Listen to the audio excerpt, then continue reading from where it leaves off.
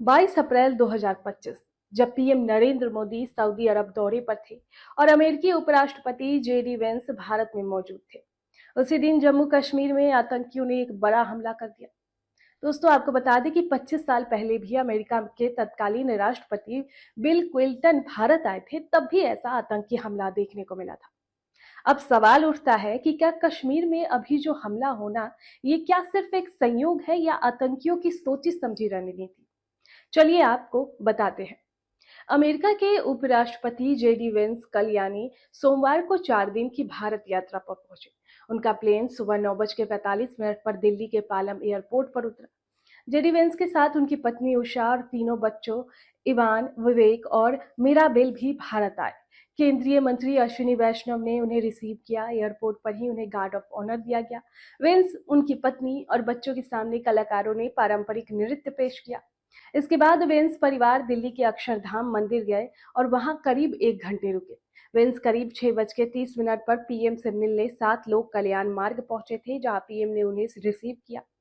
उपराष्ट्रपति बनने के बाद ये जेडी वेंस की पहली आधिकारिक भारत यात्रा है। अब इसी तरह 20 मार्च 2000 को जब तत्कालीन राष्ट्रपति बिल क्लिंटन भारत आए थे, तो अनंतनाग जिले के 36 सिंहपोड़ा गांव में हथियारबंद आतंकियों ने हमला कर दिया। इसमें 35 सिख मारे गए थे। कश्मीर में ये पहली बार था कि आतंकियों ने सिखों को निशाना बनाया था। आतंकियों ने यही दिन क्यों चुना?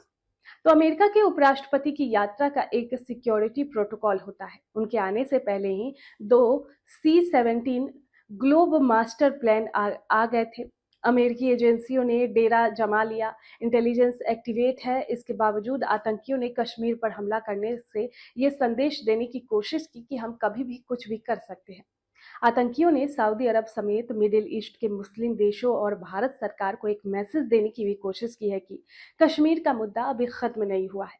Retired lieutenant general Sanjay Kulkarni कहते हैं कि ये आतंकी हमला टाइमिंग देखकर और सुनियोजित तरीके से किया गया है।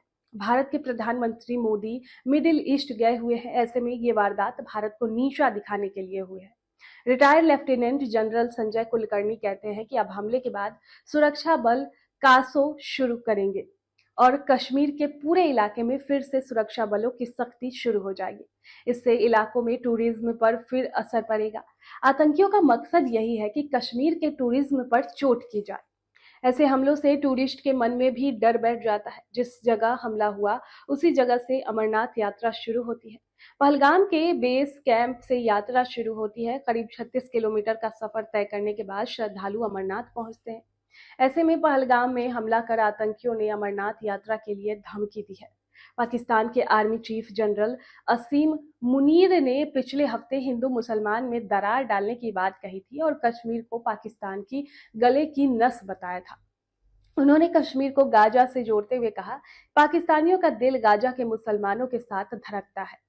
इस्लामाबाद में पहले ओवरसीज पाकिस्तानी सम्मेलन में जनरल मुनीर ने कहा कि पाकिस्तान की नींव कलमे पर रखी गई है। हम हर मामले में हिंदुओं से अलग है। हमारा धर्म अलग है, हमारे रीति रिवाज अलग है, हमारी संस्कृति और सोच अलग है। यही टू नेशन थ्योरी की नींव थी।